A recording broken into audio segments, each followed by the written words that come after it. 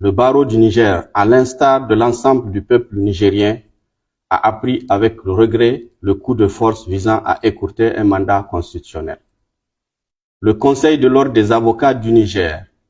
réuni en sa session ordinaire du 28 juillet 2023 et en session extraordinaire le 1er août 2023 au siège du Conseil de l'ordre, a fait la déclaration dont la teneur suit. Considérant que le peuple nigérien a irrévocablement proclamé son attachement aux droits humains consacrés par les principaux instruments juridiques internationaux, considérant que dans une société qui se veut démocratique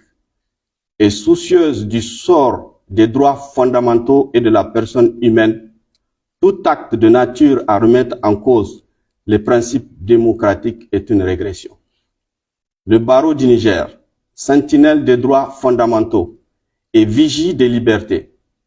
condamne toute remise en cause des acquis démocratiques au Niger. Le barreau du Niger juge par conséquent que toute rupture de l'ordre constitutionnel ne fera que saper les aspirations profondes des citoyens à la liberté, à l'état de droit et au développement. Le barreau du Niger, sans s'attarder outre mesure sur les motivations avancées, constate néanmoins la non-remise en cause des conventions internationales et des accords régulièrement souscrits par l'État du Niger. Le barreau du Niger,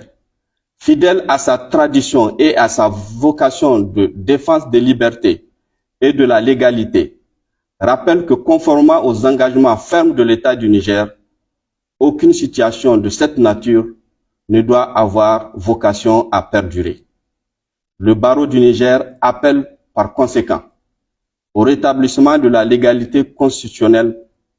au moyen de la concertation entre Nigériens, comme il a toujours été le cas lorsque les intérêts du pays le commandent. Le barreau du Niger s'insurge d'avance contre toute intervention militaire extérieure, peu importe d'où qu'elle provienne, et quel qu'en soit le but et le fondement, dès lors qu'une telle intervention ne fera qu'exacerber la situation sécuritaire et la paix intérieure et provoquer des pertes en vies humaines. De même, le barreau s'insurge contre les sanctions économiques qui vont toucher directement la population nigérienne et ne feront qu'aggraver sa souffrance alors qu'il est connu de tous qu'ailleurs, elles n'ont produit aucun résultat si ce n'est celui d'exacerber la situation déjà suffisamment et durablement éprouvée par le terrorisme et l'insécurité. Le barreau étudie la possibilité d'engager le recours devant les juridictions internationales compétentes, notamment en procédure d'urgence contre les dites sanctions.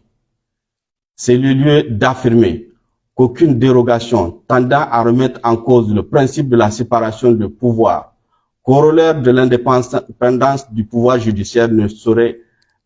être admissible.